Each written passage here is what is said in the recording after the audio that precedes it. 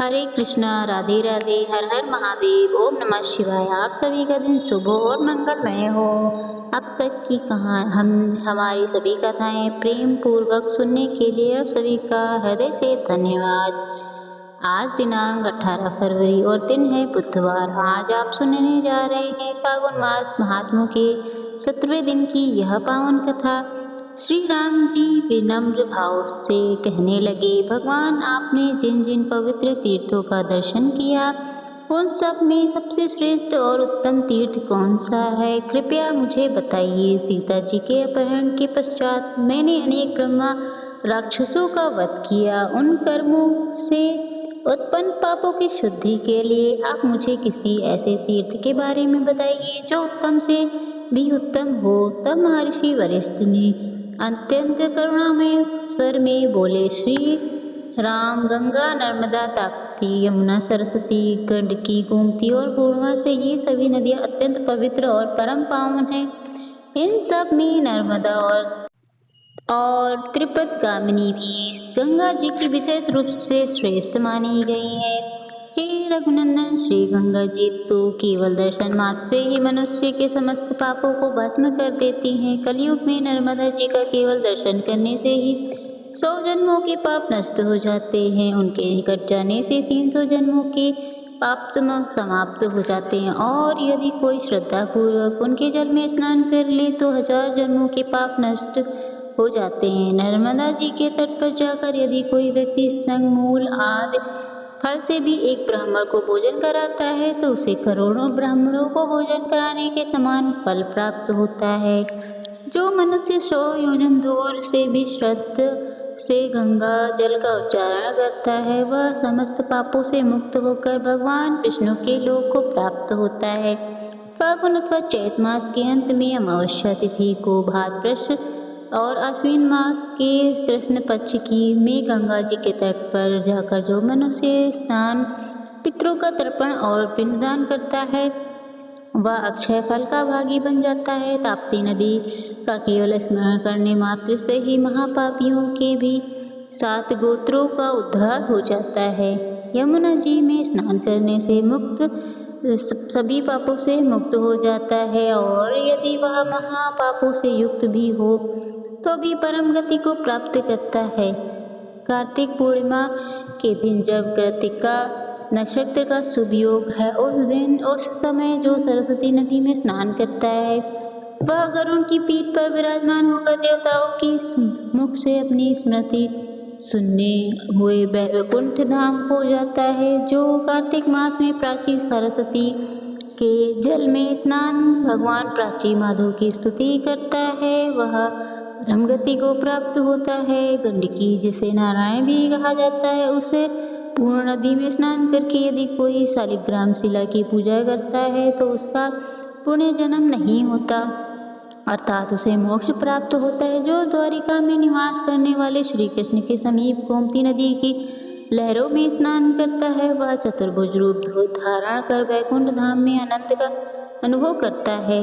चंबली नदी को नमस्कार कर उसके जल का स्पर्श करने से मनुष्य अपने पूर्व और पश्चात की 1000 पीढ़ियों का उद्धार कर देता है। 2 नदियों के संगम का दर्शन करने से अथवा समुद्र की गुष्टी ध्वनि सुनने से भी ब्रह्म हत्या जैसे पापों से मनुष्य पवित्र होकर अतः परम गति को प्राप्त करता है। जो मनुष्य माघ मास में प्रयाग श्रद्धा से होत लगाता है वह इस लोक में सुख भोग कर अंत लोक में विष्णु धाम को प्राप्त करता है। जो मनुष्य प्रभात क्षेत्र में 3 या रात्रि तक ब्रह्मचर्य का पालन करते हुए निवास करता है वह यमलोक और कुंभीपाक आदि नरकों का दर्शन नहीं करता। जो मनुष्य नर्मदा शरण में निवास करता है वह दैत्यों को प्राप्त है।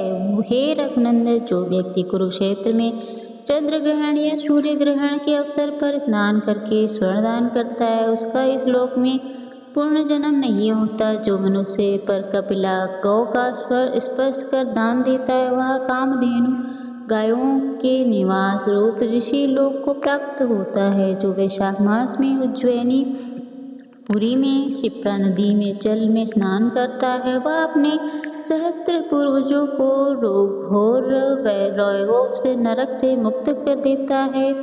जो मनुष्य 3 दिनों तक सिंधु नदी अथवा समुद्र में स्नान करता है, वह सभी पापों से शुद्ध होकर अंत में कैलाश में आनंद का अनुभव करता है। कोटि तीर्थ में स्नान कर और कोटि स्वरूप शिव का दर्शन करने वाला मनुष्य ब्रह्म हत्या आदि किसी भी पाप से लिप्त नहीं होता। यहाँ तक कि जो अज्ञानी जीव महान अपवित्र स्थानों में जाते हैं, वे भी यदि भगवान के चरणों से प्रकट हुई गंगा जी के जल का पान कर लेते हैं तो उनके सभी पाप नष्ट हो जाते हैं।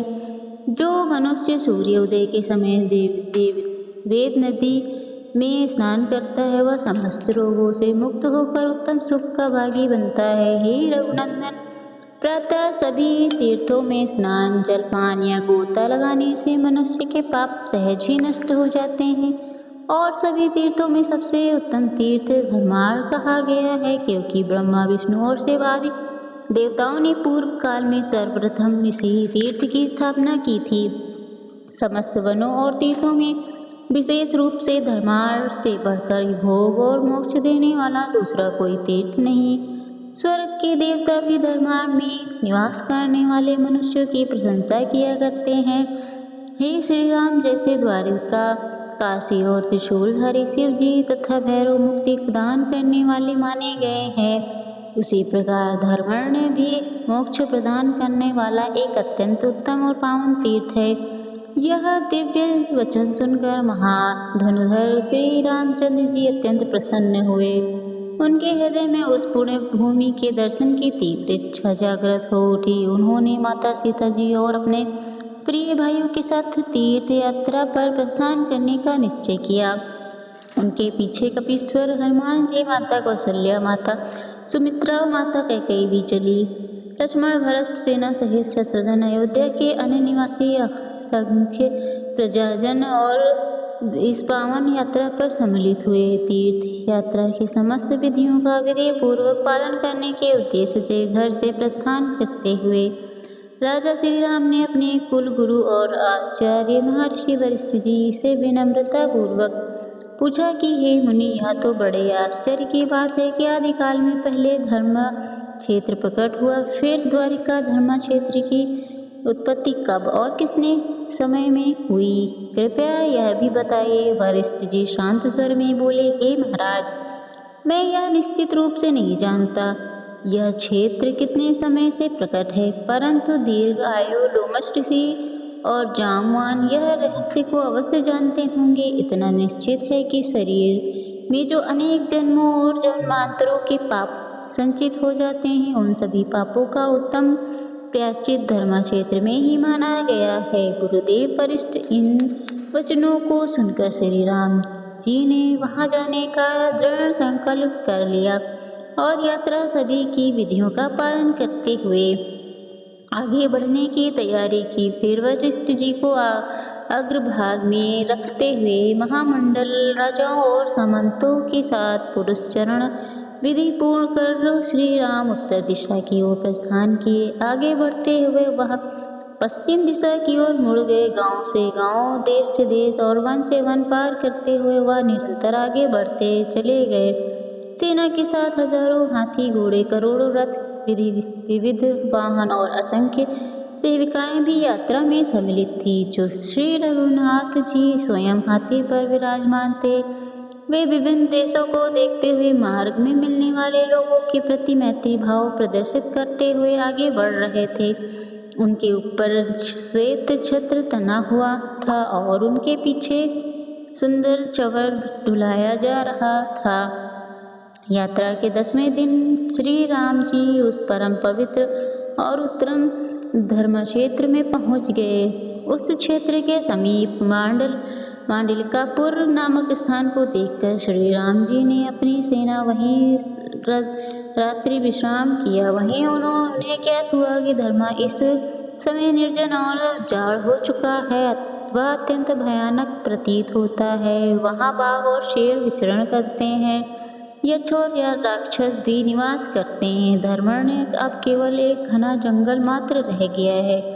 जब वहाँ के निवासियों के मुख से उन्होंने यह सब सुना, तब श्री राम जी ने इधर स्वर में कहा, मैं तुम लोग तनिक भी चिंता मत करो। इसके बाद उन्होंने वहाँ के व्यवसाय में कुशल सूरवीर, महान बलशाली, पराक्रमी और धर्मज्ञ वैश्य समुदाय को बुलाया और कहा, तुम लोग मेरी यह स्वर्ण पालिकी शीघ्र लेकर चलो, जिससे मैं अभी इसी क्षण धर्मा से पहुँच सकूं। वहाँ स्नान और जलपान करने से मनुष्य समस्त पापों से मुक्त हो जाता है। श्री राम जी की आज्ञा सुनकर सभी वैश्यों ने तथास्तु कहकर उनकी पालकी उठाई और अत्यंत श्रद्धा के साथ उन्हें धर्मण पहुंचा दिया। सेना सहित जब श्री राम जी उस पावन क्षेत्र में प्रवेश किया, तब एक अद्भुत घटना घटित हुई। सभी वाहनों की गति मंद पड़ गई, बाजों की ध्वनि भी धीमी हो गई, हाथी धीरे धीरे चलने लगे और घोड़े भी अपनी चाल कम करने लगे। यह दृश्य देखकर श्री राम जी को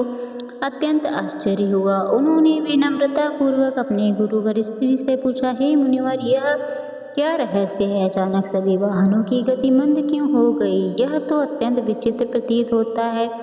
सब तीनों कालों के ज्ञाता मुनि वरिष्ठ जी बोले, हे श्री राम, अब धर्म क्षण आरंभ हो गया। इस पुरातन और अत्यंत पवित्र तीर्थ में पैदल यात्रा करनी चाहिए।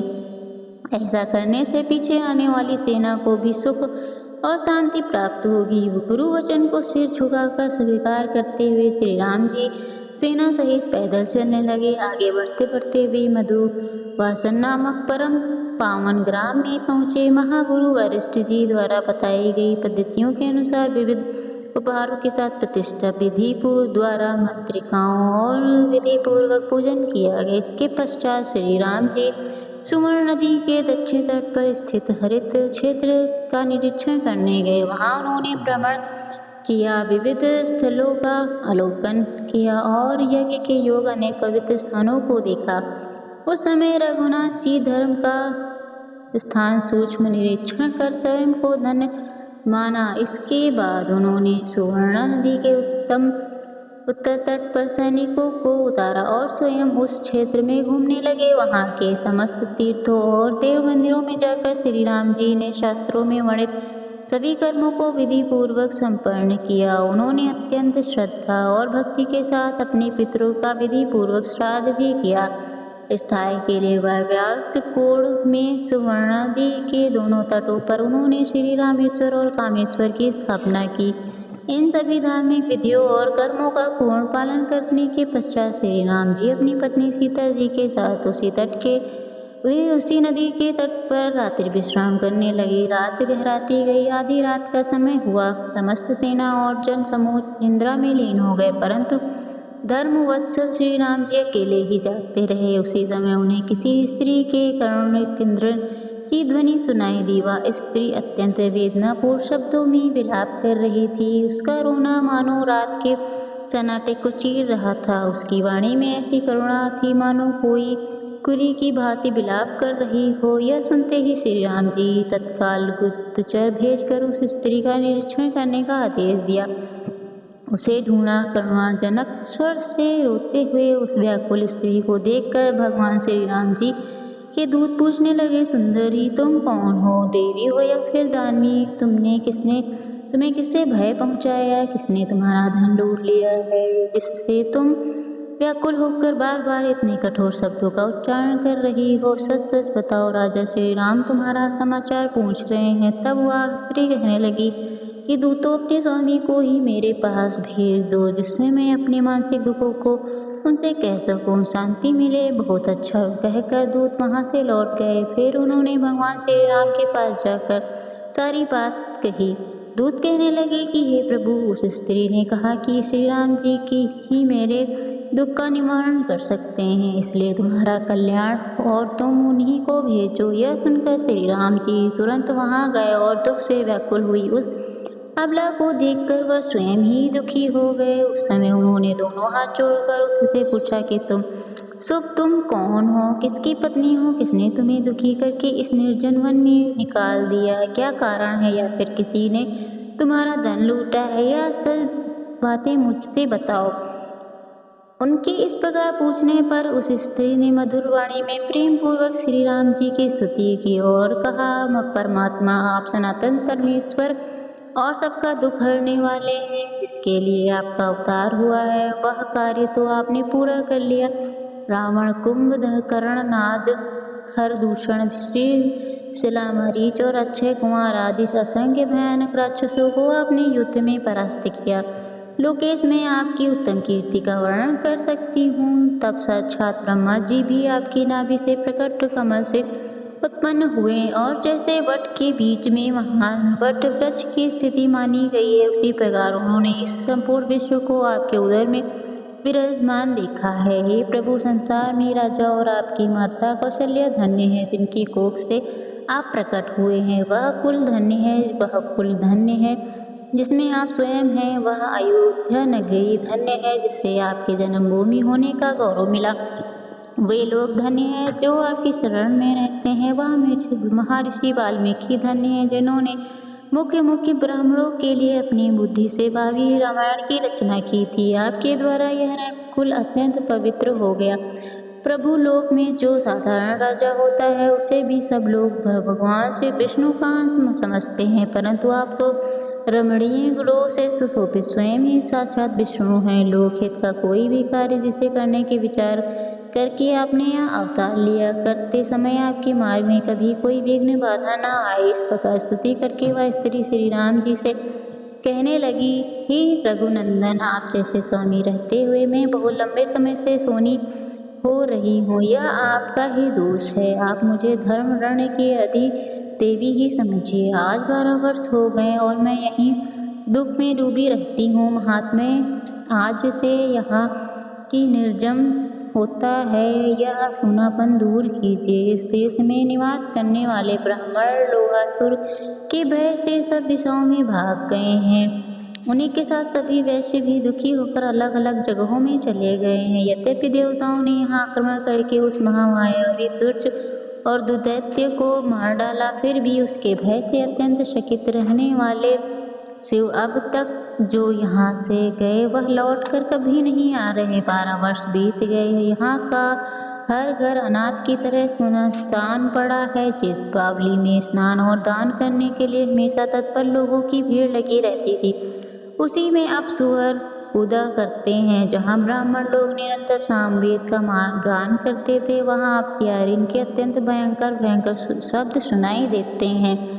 यहाँ पर घर घर में अग्निहोत्र का धूम्र दिखाई देता है। यही अत्यंत भयंकर दानव नल धुएं के साथ दिखाई देता है। जिस सभा मंडल में मंत्र जाप करने वाले ब्राह्मण कभी बैठा करते थे, वहीं अब गवरेज और स्याही आदि जीव बैठा करते हैं। यहाँ जो ऊंची ऊंची यज्ञ की चौकर वेदियाँ बनी हुई थी, अब वह बांबे की मिट्टी के ढेर से बनी खिरी दिखाई देती हैं। श्री राजा श्री राम अब मेरा निवास स्थान इस दशा को पहुँच गया है। यहाँ से जो ब्राह्मण चले गए थे, मुझे इसका बहुत भारी दुख है। हे राजन, हे प्रभु, आप मुझे संकटपूर्ण अवस्था में आप उबार लीजिए। तब भगवान श्री राम जी बोले कि आपके ब्राह्मणों चारों दिशाओं में चले गए हैं। मैं ना तो उनकी संख्या जानता हूँ, ना ही उनके नाम गोत्र से मेरा परिचय है।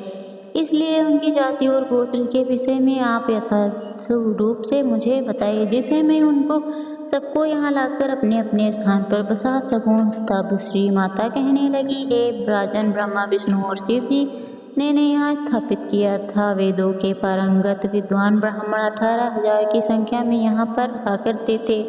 तीनों वेदों की विद्या में उनकी ख्याति है। वे प्रतिष्ठित ब्राह्मण 64 गोत्रों के हैं। उनके साथ 36,000 वैश्य भी थे जो धर्मपरायण सदाचारी और ब्राह्मणों की सेवा में सदा लीन रह करते थे। यहाँ संज्ञा रानी का राजा वक्लादित्य नाम से विख्यात भगवान सूर्य विराजते हैं। जहाँ दोनों अश्वरी कुमार हैं, जहाँ विवेक की पूर्ति करने वाले साक्षात कुबेर हैं, वहीं यह धर्मार्थ क्षेत्र है जिसकी अधिशास्त्री देवी मैं मानी गई हूँ। यहाँ की अवतार का अंत में यहाँ की स्वामिनी हूँ। श्री सूत जी कहते हैं कि उस स्थान के जो आचार्य हैं, वहाँ रहने वाले के जो कुलाचार्य थे, उन सब प्राचीन व्रतों को श्री माता ने श्री राम जी के आगे निवेदित कर दिया। उनकी बात सुनकर रघुनाथ जी को बड़ी प्रसन्नता हुई। प्रभु कहने लगे, आपने मुझे सच सच बातें बताई, इसलिए मैं इसी नाम से यह नगर बसाऊंगा। यह नगर तीनों लोक में उत्तम सत्य मंदिर के नाम से विख्यात होगा। ऐसा कहकर श्री राम जी ने अपने 1,00,000 सेवकों को ब्राह्मणों को बुला लाने के लिए कहा और कहा कि जिस देश प्रदेश नदी तट वन अथवा गांव में जहाँ जहाँ धर्म निवासी ब्राह्मण गए हो वहाँ से अर्घ्यपाद आदि के द्वारा उनकी पूजा करके उनका भली भांति सम्मान करके उन्हें शीघ्रता पूर्वक तुम यहाँ पर बुला कर लाओ।